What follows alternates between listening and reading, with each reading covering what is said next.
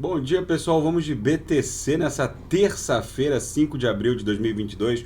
Agora na Espanha, 13 horas e 4 minutos da tarde. No Brasil, 8 e 4 da manhã. Alguns cavaleiros do Apocalipse se animaram com um beijinho que a BTC deu na Lower dessa grande banda de VWAP mensal. Uma movimentação absolutamente normal. Eu reportei aqui no canal ontem que quando eu gravei ontem o último vídeo do dia, eu avisei que depois de encostar na Lower, a BTC ia retornar de volta para a VWAP mensal na altura de 46, transpassar e depois visitar a Upper. A banda de VWAP serve para a BTC trabalhar entre a Upper e a Lower e promover uma figura de acumulação para eventualmente se desdobrar numa explosão que pode ser ascendente ou descendente. Como a BTC vem num movimento de alta consistente nos time frames mais elevados, tipo no semanal, eu estou reportando aqui no canal que essas explosões serão ascendentes. Os cavaleiros do Apocalipse, que propalam o inverno cripto e acabam desesperando noobs e recém-aportados no mundo cripto, que não conhecem a violência do mundo cripto, que não sabem almoçar selvageria e jantar o caos, acabam se desesperando e entregando as suas criptos de graça para o mercado e pagando pedágio para a galera. Então é lamentável que no desespero alguns já tenham desembarcado de Kusama a 180 e pouco e agora volta de novo pagando 193 e assim por diante. Muito noob saiu da Luna a 80 e pouquinho e agora tem que voltar pagando 117. Esse é o procedimento deletério de desembarque e reembarque ao qual eu venho me reportando aqui no canal e que acaba impondo sérios prejuízos para holders de altcoins que vão valer muito em muito pouco tempo. A BTC basicamente no diário deu um beijinho na mediana do canal de Keltner, agora eu estou aqui no diário. A gente está basicamente transitando ora por cima do canal de Keltner, ora pela banda superior, o que mostra um ímpeto comprador muito violento. As três linhas do canal de Keltner aqui no diário seguem agressivamente apontadas para cima. Na projeção, a nuvem de Shimoku segue abrindo a chamada boca de jacaré, lembrando que lá na frente, essa nuvem esverdeada vai representar um poderosíssimo suporte. Quando a BTC iniciar o trânsito por cima desse setor mais espesso da nuvem, ela vai ficar propensa a uma mega repulsa magnética como aqui, ó, que vai levar ela para testar o patamar do all-time high na região de 70 mil, se desdobrando nessa mega pernada impulsiva que vai levá-la nessa estocada final da onda 3 para algo entre 80 e 100 mil dólares. Pode ficar um pouco acima até, já que essa onda 3 está se desdobrando de uma maneira mais lenta do que eu imaginava. Quanto mais demorar para a BTC concluir essa onda 3 e concluir essa corrida de touros que acontece em razão do halving que houve em maio de 2020, que cortou as taxas de mineração da BTC pela metade. Agora, a cada bloco minerado, a cada 10 minutos, só produzem 6,25 BTCs. Isso vai ser reduzido pela metade de novo a partir de maio de 2024. Mas enfim, foi esse halving de maio de 2020, mais ou menos aqui, ó, que está ensejando essa corrida de touros. Que quanto mais demorar para estressar a Upper dessa grade curvilínea de expansão logarítmica, mais longe a BTC vai. Se a gente se arrastar para o começo de 2023, a gente vai bater algo em torno de 300 e poucos mil dólares. Gente, existe uma crise financeira humanitária espreitando a economia global e que agora alguns economistas estão se dando conta. A Rússia, ela não é só a maior produtora de gás natural do mundo. A Rússia não é só uma das maiores produtoras de petróleo do mundo, com 11 milhões de barris dia, que vão ter que ser escoados dos Urais russos em direção à China via frete naval, que vai encarecer em muito. Mas a Rússia e a Ucrânia juntas respondem por mais de 30% da produção de trigo do planeta. E o corte nessa cadeia de suprimentos está começando a despertar alguns alertas.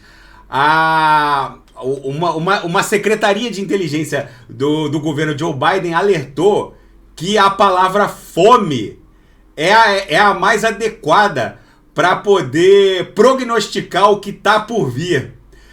O preço dos alimentos vai explodir. E a BTC, cada vez mais se comportando como uma commodity, a exemplo do ouro, a BTC é matematicamente rara.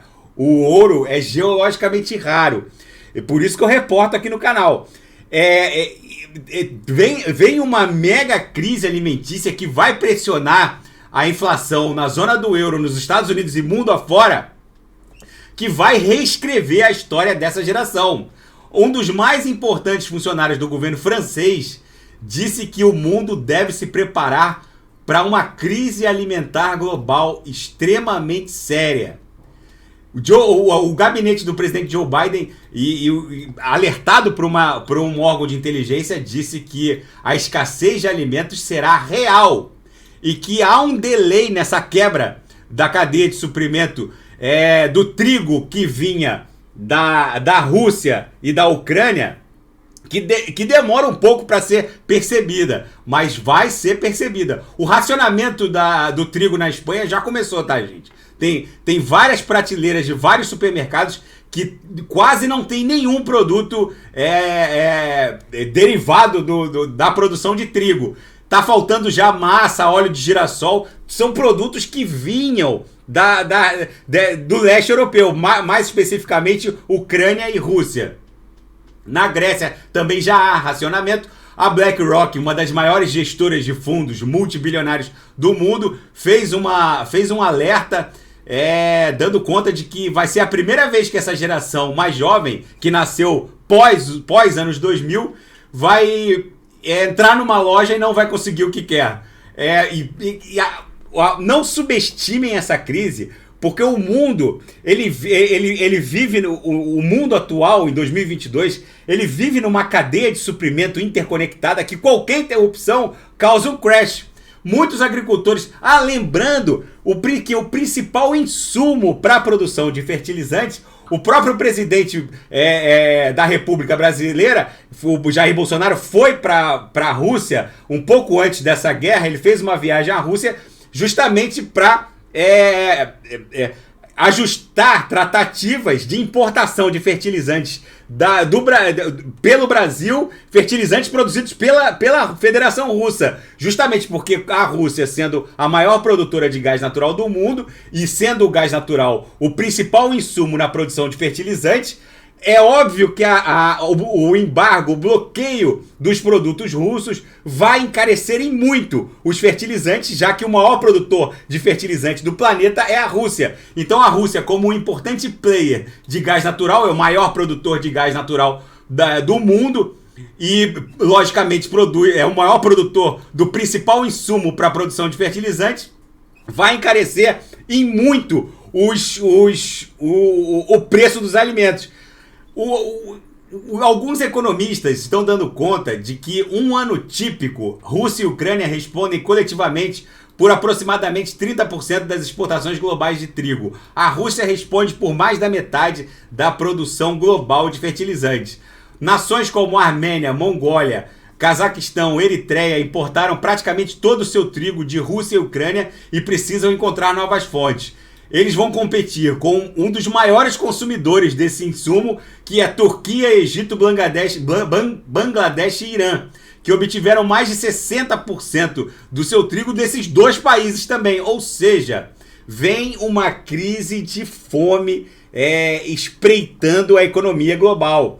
O ministro, a China, que é uma das nações mais paranoicas com segurança alimentar do planeta, justamente porque tem uma população de mais de 1 bilhão de habitantes, anunciou que a colheita de trigo no inverno chinês vai ser a pior da história e a China vai proibir a exportação de trigo, justamente para poder manter a sua própria segurança alimentar. Tudo isso, essa mega crise agora alimentar que está se avizinhando, e a segurança alimentar para todos os países é uma questão vital. E lembrando que uma coisa é guerra por questões territoriais, questões ideológicas, questões econômicas, financeiras. Outra coisa são conflitos originários em razão da fome. Fome causa guerras muito mais brutais. A China não vai admitir qualquer ameaça à sua segurança alimentar. Ou seja, é bem provável que a China acabe absorvendo toda essa produção retida, né, represada da Rússia e deixe o mundo a ver navios, já que a China não dá de ombros para a zona do euro e dá de ombros para os Estados Unidos, e essa pressão inflacionária que já está fazendo com que o Jerome Powell mude esse discurso hawkish do Fed e aceitando a inflação como um novo normal, está promovendo uma corrida, uma evasão de divisas em direção a nações que sejam grandes produtoras de commodities, como o Brasil, por exemplo. É só ver a cotação do dólar que não para de cair. Aliado a tudo isso, os Estados Unidos estão ostentando uma negatividade em termos de juros reais, que é a maior nos últimos 50 anos. Porque para calcular os juros reais, vocês têm que descontar a inflação e adicionar a taxa de juros básica. Ou seja, os Estados Unidos estão na beira de um mega abismo e países produtores de commodities, como o Brasil, por exemplo, pode sair beneficiado de toda essa hecatombe geopolítica financeira internacional e surfar uma mega onda de prosperidade, já que o sistema financeiro mundial está migrando de um sistema financeiro fiduciário baseado na fé no dólar norte-americano para um sistema fiduciário monetário internacional baseado na equivalência em commodities. E é isso que pode beneficiar em muito o Brasil. E a BTC, cada vez mais se comportando como uma commodity, é uma verdadeira insanidade a gente se desembarcar do mundo cripto num cenário desse, sabendo que vem muito mais coisa por aí do que a nossa imaginação pode ser capaz de ponderar, porque essa crise está só no começo. Todo esse conflito geopolítico, financeiro internacional, eu avisei que tem nada ou muito pouco a ver com a Ucrânia. Tá bom, pessoal? Daqui a pouco eu volto com ADA, XRP, Shiba Inu, Luna, e quem quiser sugerir alguma análise é só colocar nas mensagens abaixo. Quem desembarcou ontem no desesperozinho pode voltar pagando pedágio pra galera. As altcoins estão praticamente voltando pro patamar pré-correcional de ontem. Tá bom, pessoal? Até daqui a pouco.